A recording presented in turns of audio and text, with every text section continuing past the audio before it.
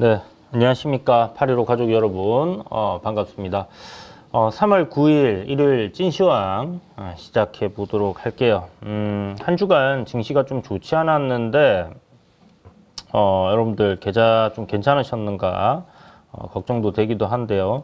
그래도 뭐 국내 증시, 뭐 미증시 대비해서 상대적으로 좀 나쁘지 않았다라고 볼 수 있는 부분이고, 2,500포인트 부근에서의 반등 흐름이 코스피는 좀 잘 잡혀 있는 그런 모습입니다. 지난 시간 찐시황에서도 이제 뭐 설명을 드렸다시피 일단 우리나라 그 지수단의 이제 저항, 뭐 추세 저항 자리를 이렇게 돌파를 하고 그런 구간을 지금 지켜내면서 반등이 나오고 있는 모습이기 때문에 썩 나쁘지 않은 그런 흐름이 이어지고 있다라고 볼 수 있겠고요. 문제는 이제 뭐 글로벌 증시, 그러니까 미증시가 되겠죠. 미증시가 괜찮은 흐름을 보여야 국내 증시도 어느 정도 뭐 상승하는 흐름들이 만들어질 거니까 그런 관점에서 지금 뭐 상대적으로 미국 증시보다는 강한 모습을 보여주고는 있지만 그래도 여기서 이제 미증시가 급락하는 그림이 나올 때 국장이 좀 올라가기는 쉽지가 않다, 그죠? 그래서 좀 어느 정도 상승하는 그림이 나와주기를 좀 기대해 봐야 될 것 같고요.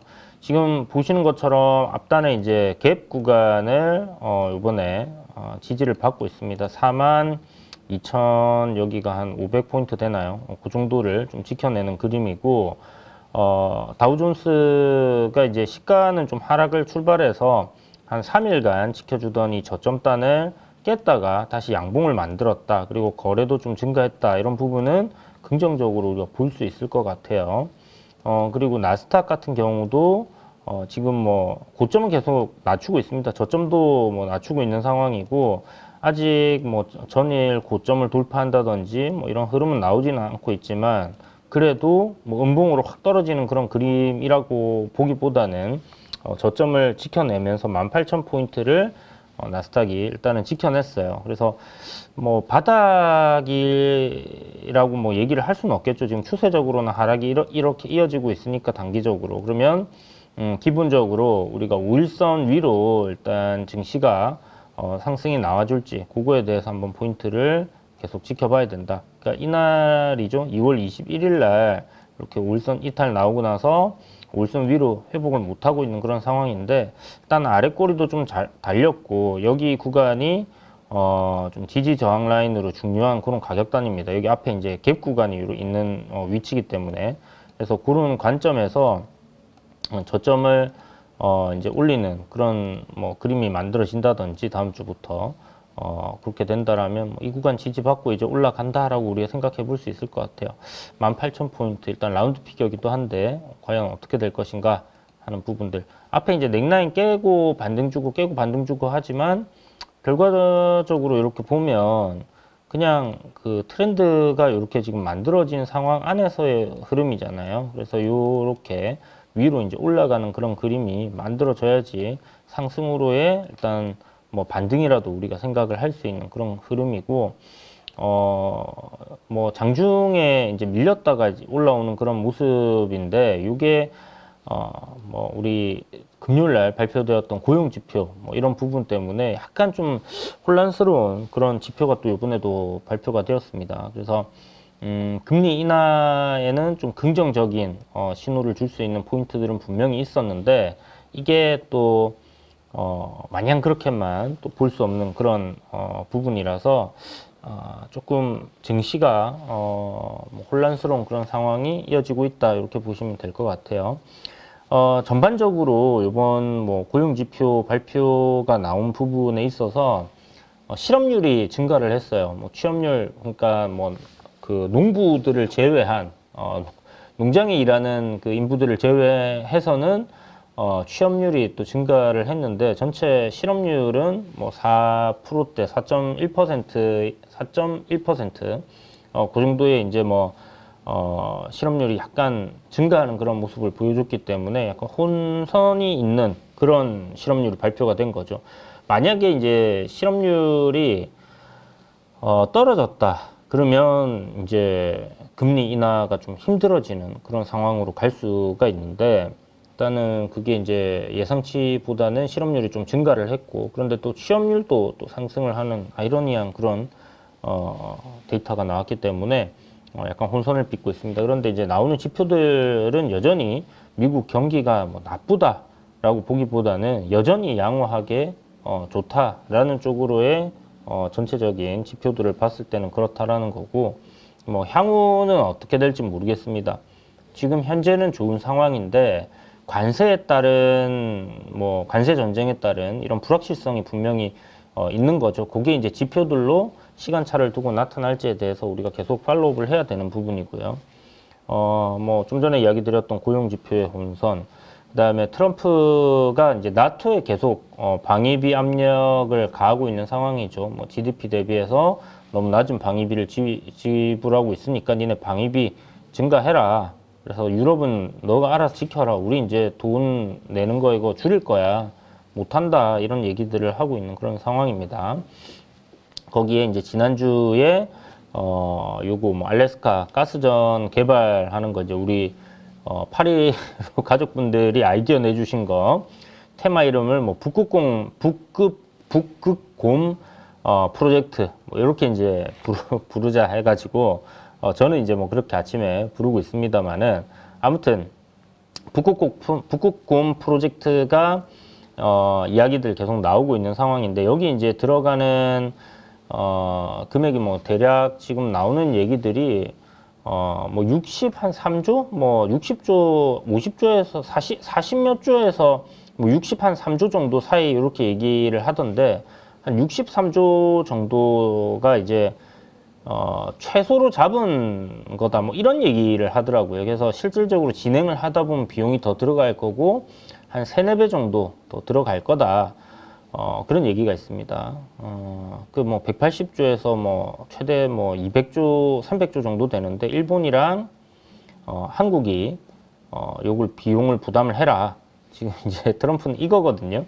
그래서 여기 이제 과연 진행이 그렇게 될지는 봐야 되는 부분이고, 사실 이제 한국이나 일본이 여기에 투자를 해서 이 개발을 하는 게 타당하냐?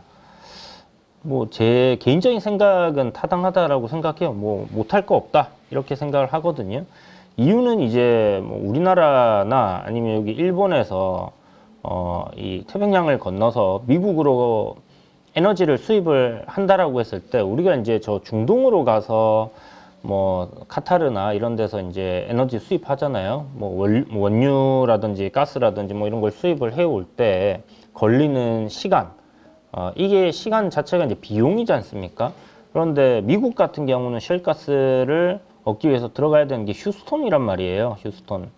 휴스턴으로 들어가려고 하면 여기 그 걸프 오브 멕시코가 아니라 이제 걸프 오브 아메리카라고 하죠. 여기로 들어갈 수 있는 방법이 태평양 건너서 파나마 운하를 지나가는 방법밖에 없어요. 그런데 파나마 운하를 지나가려고 하면 이제 문제가 배 규모, 사이즈가 일단 제한되고 그 파나마 운하 규격에 맞는 배여야 되거든요. 파나막스 이상을 투입을 할 수 없는데 LNG 선박들 같은 경우는 대부분 굉장히 크기 때문에 요거보다는 이제 이 파나막스 지나가기가 힘든 포인트들이 분명히 있을 것이고, 그 다음에 가뭄으로 여기 이제 물이 안 들어가면 이게 이 산을 넘어가기가 어렵잖아요. 그래서 지금 현재 파나막스 쪽으로 가기가 굉장히 어렵다. 그럼 이거 삥 돌아서 가기에는 너무나 먼 거리죠. 그러니까 이제 물류비가 너무 들기 때문에 배보다 배꼽이 더 큰 그런 상황. 그러면 미국의 쉘가스를 들이기에는 비용이 너무 들다 보니 반대로 이제 중동에 우리는 계속 의존을 할 수밖에 없는 그런 상황이다라고 하면 뭐 자체적으로 가스가 나오면 좋겠지만 뭐 그런 상황은 아니잖아요. 그러니 일단 뭐 러시아 지금 러우 전쟁이 끝나고 나서 어떻게 될지는 이제 지켜봐야 되겠지만 이 러시아에서 우리가 가스를 공급을 받게 되면 굉장히 또 저비용에 뭐 괜찮은 그런 에너지를 사용할 수 있겠지만 이건 뭐 어떻게 될지 모르겠습니다, 지금은. 그래서 지금 현재 있는 상황을 우리가 놓고 봤을 때는 휴스턴에서 가져온 건 힘드니까 여기 이제 알래스카가 미국에 이렇게 있으면 요 북극 쪽이거든요. 북극 쪽에 유전 가스 개발해서 이렇게 내려가지고 여기는 이제 진짜 더 가기 어렵죠. 더 가기 어려우니까 이렇게 내려갔고 요 남단에 이렇게 뭐 어떤 그 터미널을 하나 만들어 가지고 이렇게 하자는 건데 한국이랑 일본까지의 요 거리가 한 7일 정도 돼요. 7일이면 이제 이 가스를 가져올 수 있기 때문에 에너지 안보 차원에서는 저는 뭐 중동뿐만이 아니라 미국의 어떤 그런 가스들을 가져올 수 있는 거는 채널을 다방면화 시켜 놓는 거는 뭐 분명히 도움이 될 거다라는 생각이 듭니다. 다만 이제 비용 대비 효율, 엄청난 비용 200조가 만약에 들어간다 그러면 이게 맞나? 이거 200조면 우리나라 예를 들어서 100조 네가 부담해라. 100조 일본 부담하고 이렇게 가면 이거 100조 거기 들일 바에야 저기 그 동해 대왕고래 가스전 하나 뚫는데 1,000억이니까 얼마나 뚫을 수 있습니까? 그래갖고 하나 터지면 그냥 그게 더 나은 거 아닐까 하는 생각도 드는데 아무튼 일단 뭐 외교적으로 우리 이제 관세에 대한 부분들 있잖아요. 관세 전쟁 중이니까 미국에 이런 투자를 했을 때 에너지 안보도 확보할 수 있고 그 다음에 이제 관세 또 다른 부분들을 두드려 맞을 수 있는 거를 좀 줄일 수 있다거나 아니면 회피할 수 있다라면 뭐 그렇게까지 큰 손해는 아니지 않을까? 어차피 에너지는 필요한 거니까 뭐 그렇게 또 긍정적으로 해석도 가능할 것 같습니다. 일단 뭐 이게 뭐 저기 10년 전에 미국에서 한번 미국 기업이 도전을 했다. 비용이 너무 많이 들어가잖아요. 사실 이게 개별 기업이 감당할 수 있는 그런 투자 규모가 아니기 때문에 채산성이 안 맞다라고 이제 판단이 됐겠죠. 그러니까 뭐 가스는 있고 뭐 유전도 있고 한데 그 돈을 투입해서 그거 뽑아냈을 때 가격이 뭐 지금 유가가 뭐 69달러 뭐 이런 상황인데 그게 뭐 몇백 달러 하거나 가스값이 지금보다 뭐 한 5배, 6배 높다라고 하면 채산성이 있을 수도 있겠지만 그런 게 아니기 때문에 10년 전에 이거는 뭐 사업성을 생각했을 때는 안 되겠다 하고 나갔단 말이죠. 그런데 그걸 누군가가 돈을 들여서 만들어 주게 되면 그 기업들 입장에서는 이제 달라지는 거죠. 그래서 이게 이제 우리나라가 아니면 이제 뭐 일본이 이 정도의 금액을 투입을 해서 뭐 이익을 보기 위한 어떤 뭐 영업이익을 남기기 위한 그런 기업 집단이 아니잖아요. 정부 입장에서의 뭐 에너지 안보라든지 안정적인 에너지 확보 차원이라든지 아니면 뭐 투입한 거 대비해서 이제 긍정적으로 나올 수 있는 뭐 똔똔만 돼도 사실 뭐 남는 장사 아닐까라는 생각은 하는데 장기적으로 봤을 때 근데 이거 짓기 시작하면 뭐 2030년 이후니까 트럼프 임기 끝난다 그죠? 그러면 요거 이제 라인을 어떻게 깔고 설계하고 이제 논의하고 요 과정 속에서 끝날 수도 있기 때문에 금액이 뭐 별로 그렇게 크게 들어가지 않는 상황에서 문제가 해결될 수도 있어요. 아무튼 어찌 될지는 우리가 알 수가 없지만 요 이슈로 인해 가지고 시장에서는 관련 종목들이 굉장히 강하게 움직여 준다라는 겁니다. 뭐 초전도체 테마도 우리가 초전도체가 될 거라 생각을 했겠습니까? 뭐 100명 중에 그거 된다라는 사람들은 극히 뭐 일부였을 거고 그냥 우리나라에서 그런 엄청난 뭐 세상을 바꿀 수 있는 그런 기술이 생겨났으면 좋겠다는 희망을 가진 분들은 뭐 많았겠죠. 많았겠지만 어쨌든 증시에서는 냉정하게 그냥 그게 하나의 테마라는 거 그리고 추세적인 관점에서의 그냥 매매 관점으로 접근을 하면 되는 거거든요. 그래서 그거 뭐 안 돼.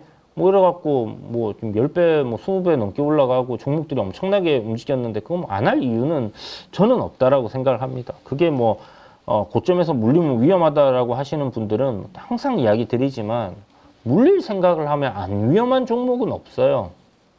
삼성전자도 96,000원에 물린 계신 분들 있습니다. 지금 자산이 반토막 나 있죠. 뭐 위험하지 않다. 삼성 안 망하니까 라고 하면 뭐 그런 생각이면 부동산 사지 뭐하러 주식 투자하고 있습니까? 그죠? 그래서 어쨌든 이런 관점으로 생각을 하는 게 알래스카 가스전 개발하는 것도 그렇게 봐야 되겠죠. 그래서 이게 뭐 또 이야기 흐지부지 될 수도 있고 뭐 앞으로 뭐 외교적으로도 계속 논의가 이뤄진다라고 하면 뭐 어느 정도 움직임들은 지속될 가능성은 높다.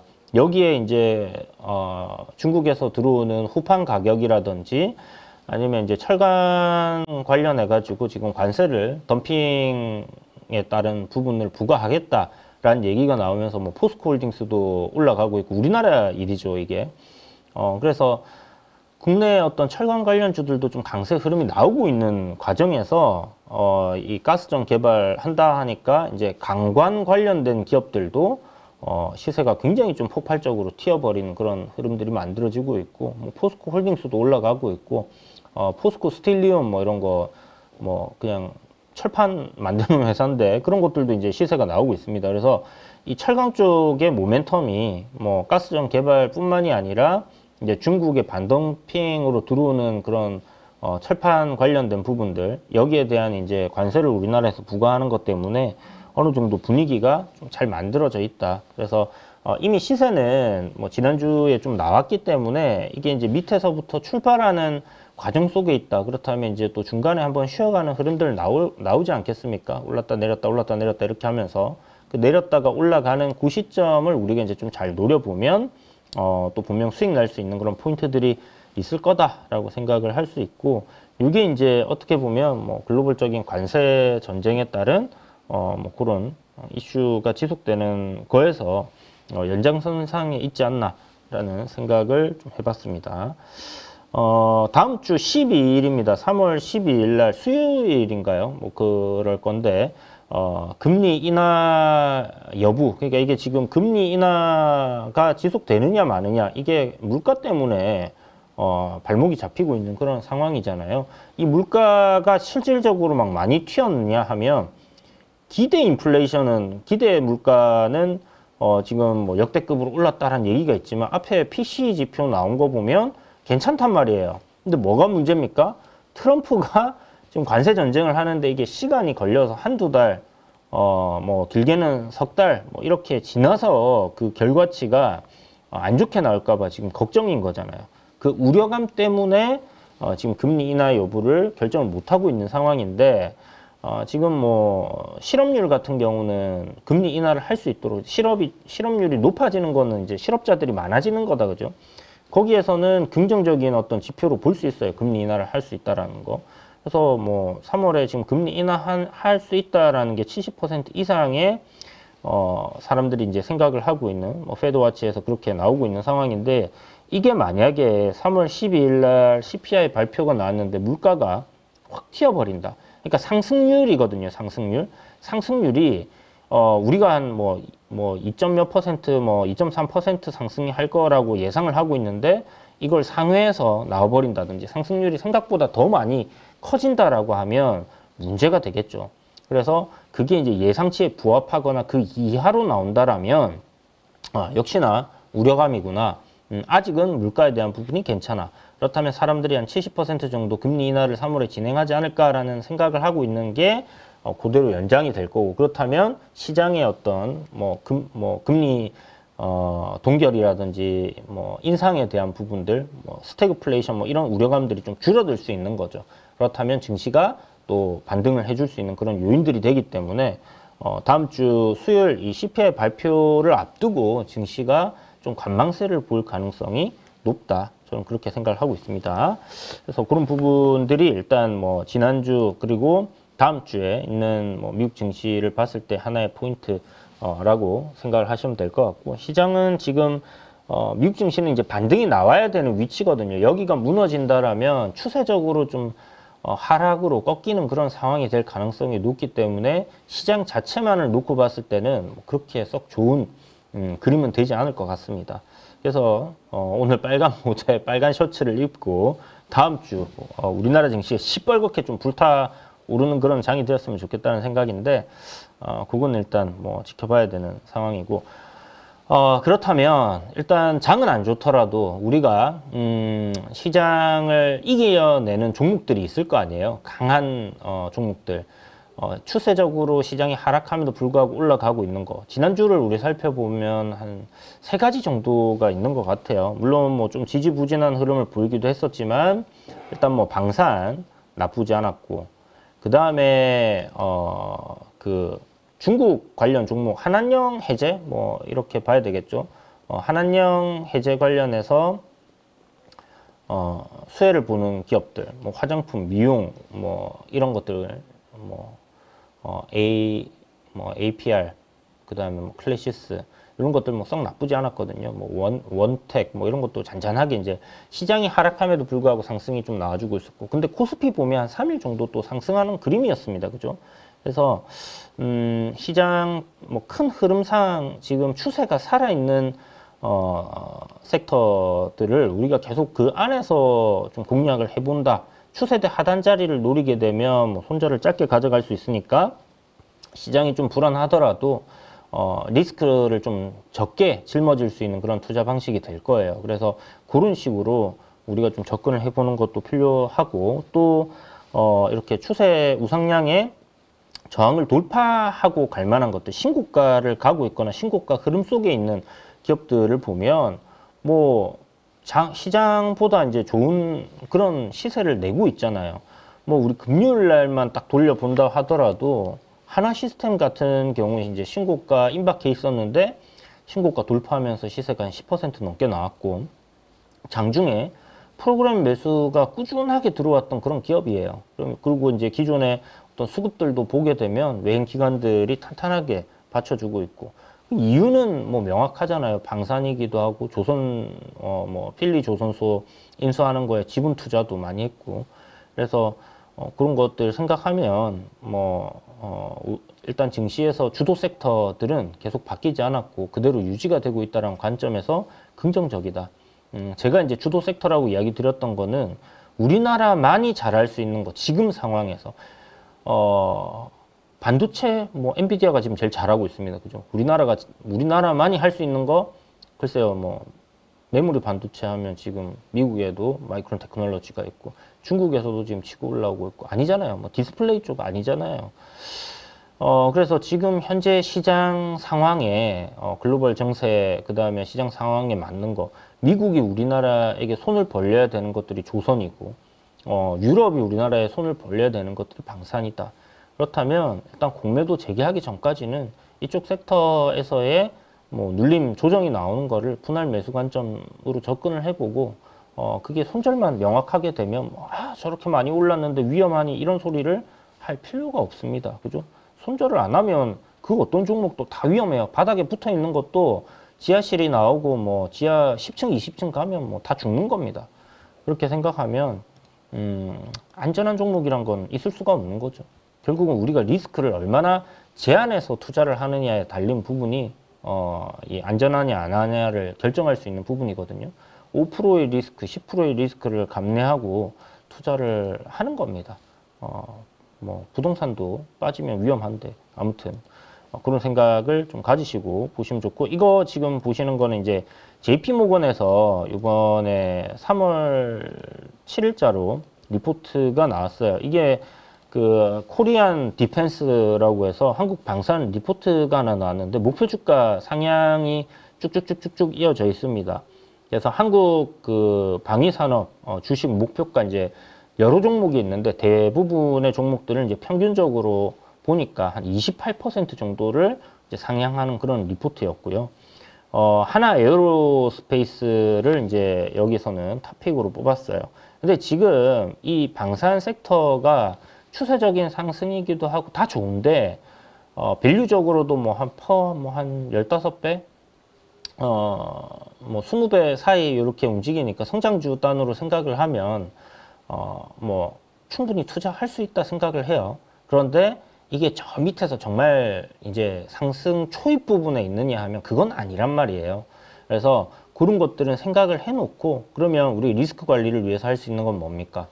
비중을 갖다가 평소에 뭐 바닥에서 이렇게 막 출발하는 그런 아니면 이제 상승 중에 어떤 주도 섹터로서의 부각이 탁 되어 있는 뭐 신고가 막 진입해 있는 그런 종목들, 그런 섹터면 평소에 뭐 비중을 뭐 한 20%씩 담을 수 있다라고 하면 지금은 조금 그런 리스크는 감안을 해야 되겠죠. 많이 올라와 있다라는 건 팩트이기 때문에, 또 많이 올라와 있다라는 게 어떤 부분을 요하냐면 차익 실현 욕구가 있을 수 있어요. 그러니까 이거는 정말 싸, 모두가 그런 공감대라면 팔려고 하는 사람이 적을 거고요. 지금 시장도 좀 불안한데 얘는 많이 올라와 있어.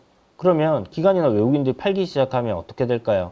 차익 실현에 대한 욕구들이 커질 수 있는 그런 구간이라는 거죠. 그래서 매도세가 강하게 작용을 할 수 있는 요인들은 분명히 있다. 다만 매수세가 더 강하게 작용할 수 있는 요인들이 크기 때문에 그런 부분들을 상쇄하면서 계속해서 상승을 해 가는 건데, 그런 것들이 꺾일 때는 좀 빠르게 하락으로 밀릴 수 있기 때문에 그런 예의주시하면서 접근을 해야 된다라는 위험성은 분명히 여러분들이 알고 계셔야 된다라는 겁니다. 그래서 이 리포트 뭐 사실 좋은 얘기 해놓고 또 뭐 외국계 증권사에서 팔아먹을 수도 있는 거고요. 항상 의심하면서 우리가 보시면 될 것 같고, 일단 팩트적인 부분들을 보고서에는 많이 들어가니까 이쪽 산업에서의 이 정도의 팩트로 올해는 방위산업 쪽을 보면 되겠구나라는 것만 우리가 참고합시다. 자, 그래서 하나 에어로스페이스를 탑픽으로 지금 뽑아놨고, 뭐 최근에 주가 시세 굉장히 강하게 올라간 이유가 뭐 이런 거에 있지 않겠습니까? 물론 뭐 트럼프가 나토에다가 이렇게 압력을 가하는 부분들, 유럽이 이제 방위비 증액을 하겠다라는 얘기들, 이런 것들이 이미 다 선반영 돼 있고, 여기 이제 나와 있는 얘기들이 뭐 새로운 거냐면 그렇지는 않아요. 그래서 이야기 드리는 겁니다. 이게 지금 선반영 돼 있을 수도 있다라는 그런 의심은 가지되, 매매 관점으로만 뭐 지금 뭐 푸근하게 편안하게 이렇게 담아서 끌고 가기에는 좀 쉽진 않다. 그래서 어느 정도 뭐 시세 나오면 뭐 파는 정도, 10에서 뭐 길게는 뭐 20% 정도 이렇게 수익 나면 크게 난 거니까 그렇게 생각하시라는 얘기를 드린 겁니다. 그래서 초보분들이 혹시나 위에서 사서 손절도 못하고 이거 뭐 JP 모건에서 좋다 그랬는데 쭉 끌고 가야지 이런 생각 가지면 안 된다는 얘기를 높아심에 뭐 그렇게 많이 늘지는 않았지만 드린다라고 생각하시면 될 것 같고요. 지금 탑픽은 하나 에어로스페이스, 두 번째는 현대로템, 그리고 한국항공우주와 LIG 넥슨원 이렇게 지금 뽑아놨어요. 모건에서. 이렇게 뽑아놓은 근거는 이제 유럽 중동 수요가 이제 증가한다라는 건데, 유럽이랑 중동에서 한국 무기들을 꽤나 많이 사고 있죠.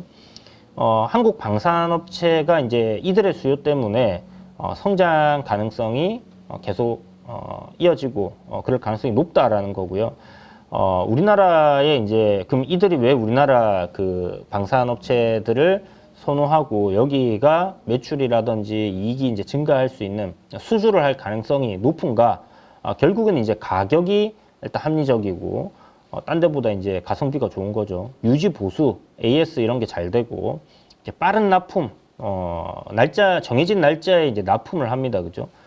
그리고 뭐 요번에 러우 전쟁이라든지, 그 다음에 인도랑 중국 그 다음에 뭐 파키스탄이랑 분쟁이 있었을 때 뭐 K9 자주포에 대한 성능 이런 것들이 검증이 되어 있죠. 그러니까 각 그 분쟁 지역에서 이미 사용이 되었고, 그런 부분에서 이제 검증이 완료되었다. 각 다양한 환경에 검증이 완료되었다는 부분이 뭐 쓰던 거 잘 되는 거를 사지, 갑자기 새로운 거 뭐 검증도 안 된 거 사지는 않을 거니까 그런 관점으로 얘기를 하는 것 같고요.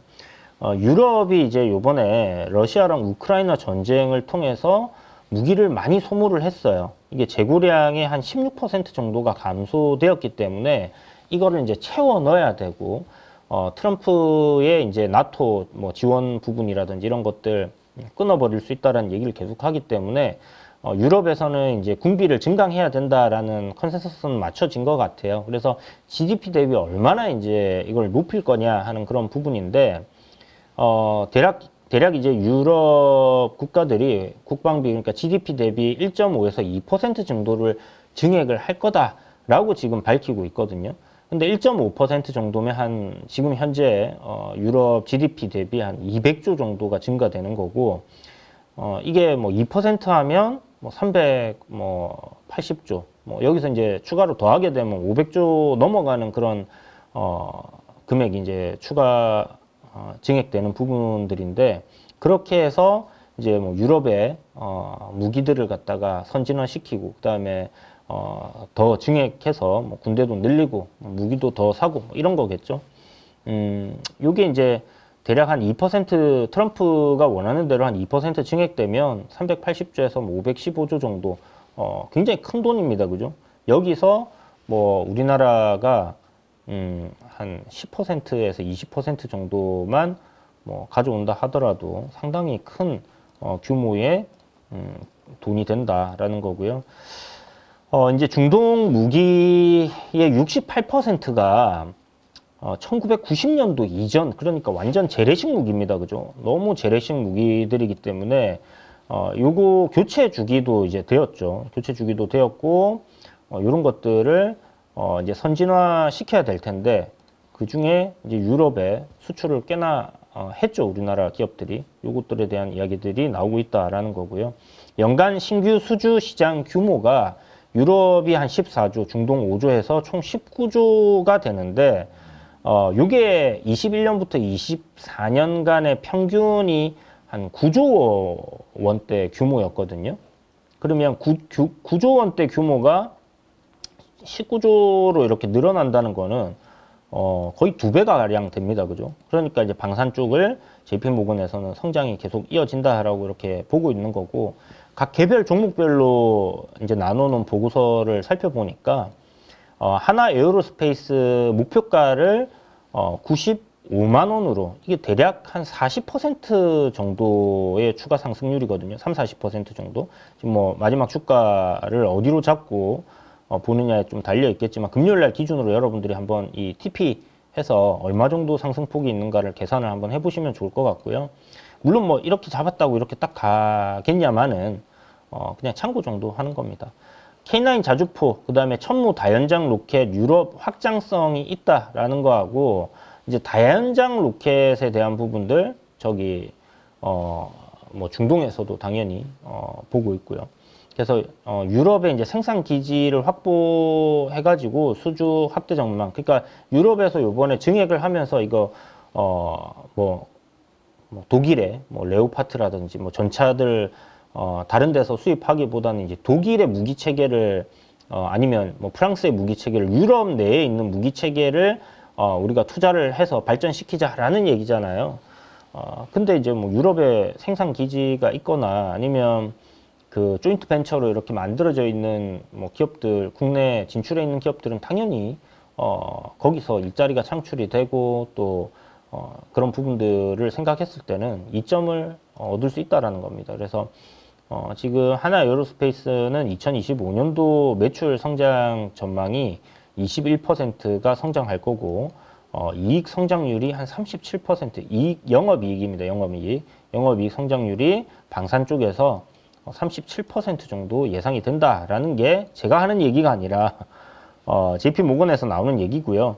그 다음에 현대로템이 목표가 12만 원 지금 나왔고, K2 전차 유럽 중동 수출 확대, 폴란드에는 이제 현지 생산 계획을 잡고 있는 것들, 요거 계속 얘기 나오고 있었잖아요.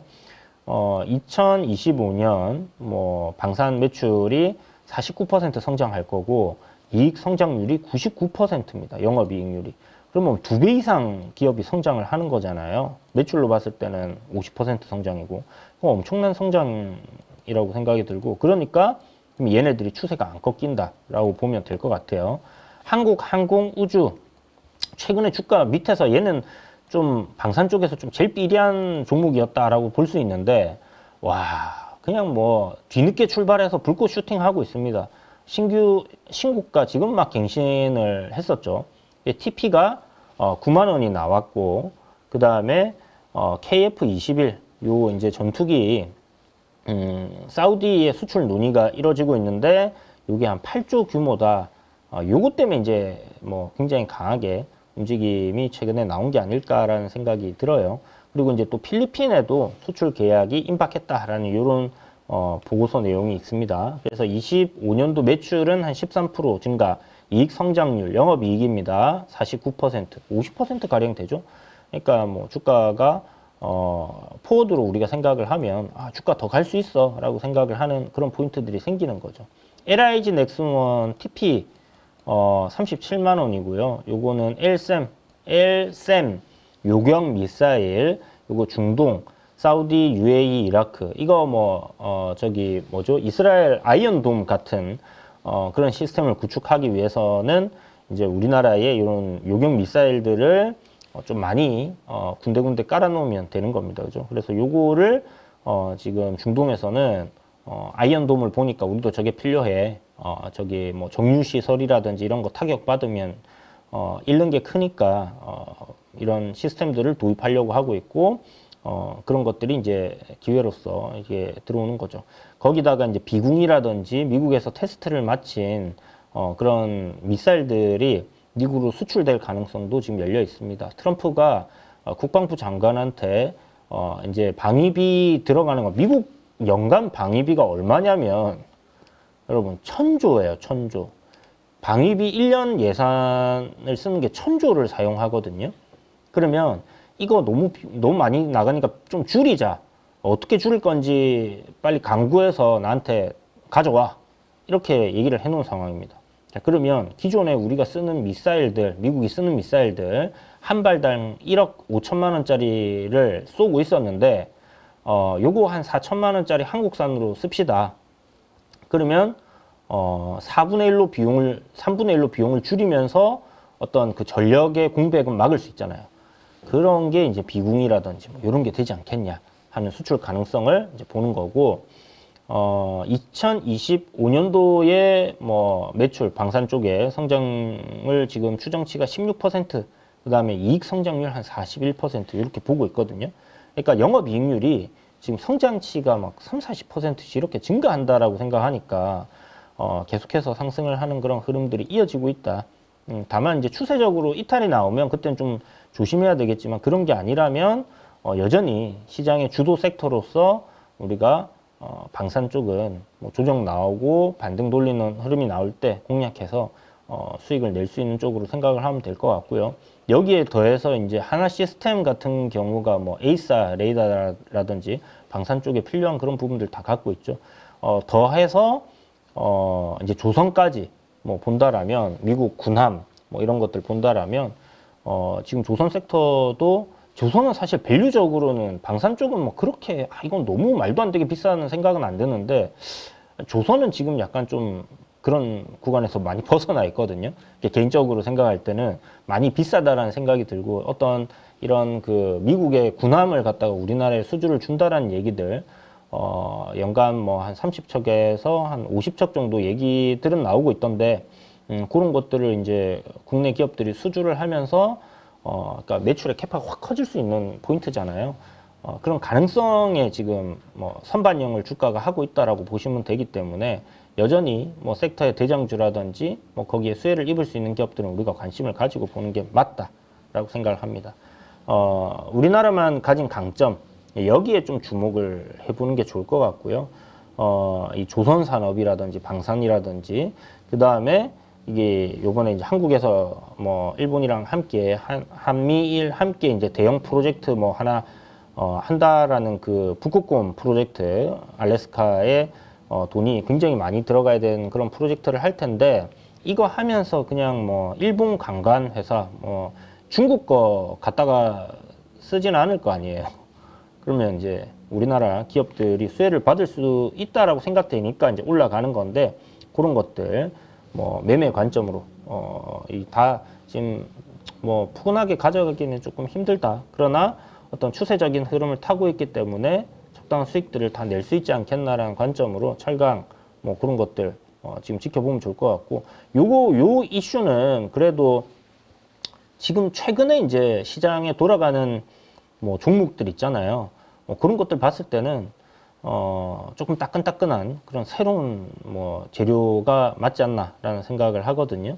그래서 요거를 일단 뭐 주목을 해서 봐야 되는 부분이고, 로봇도 지금 레인보우 로보틱스는 좀 분위기가 안 좋죠. 그렇지만 뭐 클로버시 다시 추세를 좀 돌리는 흐름이고, 그 다음에 뭐 원익홀딩스 이런 것들도 자리 잘 잡혀 있고, 또 뭐 로봇주들 보니까 신규 상장주 중에 뭐 한두 개들 흐름이 추세를 유지를 하는 것들은 있더라고요. 그래서 그런 것 딴에서도 뭔가 이제 순환이 돌면서 계속 움직임들은 나오는 것들이 보여요. 다만 이제 뭐 테마나 아니면 섹터처럼 하나의 그 전체적인 어떤 군이 다 같이 막 가는 그런 그림들이 될지는 좀 지켜봐야 될 것 같고, 방산 쪽은 지금 이제 중소형 방산주들이 좀 강하게 움직이기 시작했거든요. 아무래도 시장이 불안하다 보니까 시총이 좀 가벼운 것들, 그런 쪽으로 수급이 가볍게 쏠리면 시세를 좀 빵빵하게 줄 수 있는 그런 것들을 많이 지켜보는 것 같습니다. 그래서 그런 것들도 아까 좀 전에 이제 방산 이야기는 굵직굵직한 종목들이고, 여기에 이제 또 납품하는 기업들 같은 경우 또 수혜를 볼 수 있을 거 아니에요. 그런 식으로 이제 가지가 좀 뻗어 나갈 수 있기 때문에 그렇게 좀 사고를 열어놓고 그런 것들 내에서의 수주가 일어날 수 있는 것들, 뭐 삼현이라든지 코츠 테크놀로지 뭐 이런 것들, 뭐 중소형단에 있죠. 스페코, 뭐 빅텍도 좀 움직이던데, 아무튼 뭐 그런 것들도 한번 눈여겨보고요. 일단 그 중에서 기술적으로 차트적으로 추세가 잘 잡혀 있거나 수급적으로 괜찮은 뭐 그런 수급이 잡혀 있는 것들 위주로 보면 좋을 것 같습니다. 그리고 이제 종목단에서 그 HMM이 제가 요거 관련해서 이슈, 그러니까 중국 선박의 저반비를 갖다가 뭐 10억에서 20억까지 이제 때릴 거다라는 이야기를 하면서 요 이야기를 드렸었는데, 요거 트럼프 이제 행정명령 서명이 임박했다, 이 이야기가 또 있더라고요, 뉴스 중에. 그러면 요거 관련된 종목들이 한번 튈 수 있는데, 유럽의 그 큰 컨테이너 선사 하나 있습니다. CMA 컨테이너선에 막 찍혀 있는 그 기업인데 이름이 갑자기 생각이 안 나네요. 아무튼 거기서 요번에 이제 미국 가서 뭐 투자 계획 발표한 게 지금 걔네들이 갖고 있는 뭐 200 몇십 척의 선박들 중에서 10척 정도가 이제 미국 국적기를 달고 움직이거든요. 그런데 그 기업들, 그 선박들도 중국에서 만들어진 것들이에요. 그래서 향후 한 50척 정도까지 미국의 선박들로 이렇게 만들겠다라는 그런 이야기들, 투자 발표 뭐 비슷하게 그런 얘기들을 하던데, 어찌됐든 이제 선사들이 이제 미국으로 가는 뭐 컨테이너선 만드는 것들 보면 중국향 안 된, 중국 깃발 달고 있는 거, 중국에서 만든 거 안 된다 그러면 뭐 HMM 같은 거 이런 것들이 수혜를 크게 입을 수 있겠죠. 그래서 지금 주가도 조금 우상향을 하려고 하는 그런 흐름이 이어지고 있고, 금요일 날도 좀 눌리다가 끝에 이제 양봉 변신하던데, 그런 흐름 속에서의 뭐 매매 한번 잘 노려보시면 좋을 것 같고요. 항상 이야기 드리지만 급등을 할 때 추격 매수를 하는 거는 그건 바보짓이에요. 그죠? 추격 매수해서 뭐 비쌀 때 사서 더 비싸게 판다? 스캘퍼 분들은 그렇게 하실 수 있겠죠.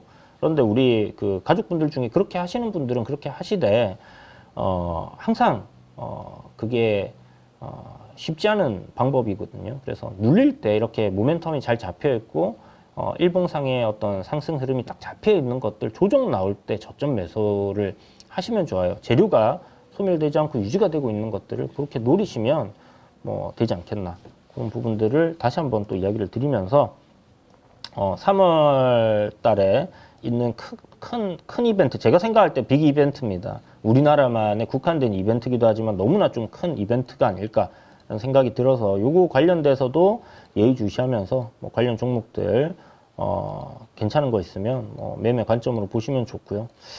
일단 뭐 3월 말 이재명 선거법 위반 2심 결과가 나올 거고, 이거 이제 1심에선 유죄가 나왔는데 2심에서도 유죄가 나오면 대법원으로 이제 3심 가겠죠. 3심 가면 6월 달쯤 결과가 나오나? 뭐 그렇다고 하더라고요. 그러니까 아직은 뭐 시간은 있다고 하지만, 어쨌든 뭐 결과가 이재명 대표한테 안 좋게 나오면 증시는 충격을 받을 수 있으니까, 그러니까 종목은 충격을 받을 수 있겠죠. 증시가 아니라 그 관련 종목들이 충격 받을 수 있으니까 그런 것들은 여러분들이 좀 생각을 하고, 지금은 이 대통령 탄핵 결과가 나오기가 임박해지니까 어떻게 돼요? 조기 대선이 이루어질 거고, 조기 대선에서 지금 뭐 현재까지는 그 후보들 중에서 지지율이 30% 넘어가는 사람이 이재명 대표니까 관련 종목들이 신고가 가고 있다, 그죠? 이것도 제가 중간에 앞에 올라갈 때도 처음에 얘기 드렸지만 내릴 때 봐라고 얘기 드렸잖아요. 이거 대선은 시간이 계속 돌고 돌아서 뭐 빨리 되느냐 늦게 되느냐 계속 되는 거잖아요.